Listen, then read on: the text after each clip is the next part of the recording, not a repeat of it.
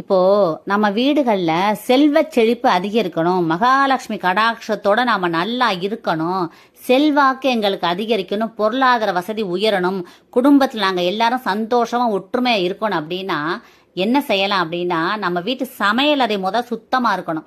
எந்த வீடுகள்ல சமையலறை எச்சில் பாத்திரங்களை இல்லாம சுத்தப்படுத்தி நீட்டா அழகா வச்சிருக்காங்களோ அந்த வீடுகளை மகாலட்சுமி அங்கேயே தங்கிடுவாங்க. மகாலட்சுமி தங்கிட்டாலே நமக்கு அனைத்து விதமான செல்வங்களும் சேரும். ஒவ்வொரு வீடுகளில் போய் பார்த்தோம்னாலே கிச்சன் பக்கம் போனாலே ரொம்ப ஒரு எல்லாமே க்ளீன் பண்ணாமல் அப்படி அப்படியே போட்டு வச்சுருப்பாங்க. பார்க்கவே ஒரு நல்லா தெரியாது. அப்படி வைக்கவே கூடாது. அப்பப்போ எச்சில் பாத்திரங்களை க்ளீன் பண்ணிவிட்டு அடுப்பு மேடையை நல்லா தொடச்சிட்டு அடுப்பெல்லாம் நல்லா தொடச்சி நீட்டாக வச்சுக்கிட்டிங்கனாலே அந்த மகாலட்சுமி அந்த வீட்டில் தங்கிடுவாங்க.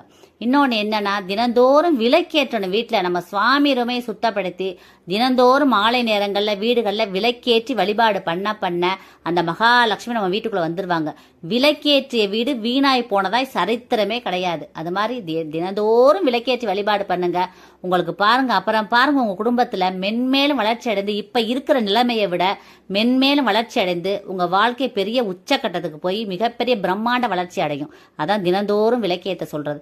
இன்னொன்னு என்னன்னா, குடும்பத்துல கணவன் மனைவி சண்டை சச்சரவு இல்லாம எந்த வீடுகள்ல ஒற்றுமையா இருக்காங்களோ அந்த வீடு செல்வ செழிப்போட அந்த மகாலட்சுமி கடாட்சத்தோட எப்போதுமே நல்லா இருக்கும். இந்த பதிவை எல்லாருக்கும் ஷேர் பண்ணுங்க, கமெண்ட் பண்ணுங்க.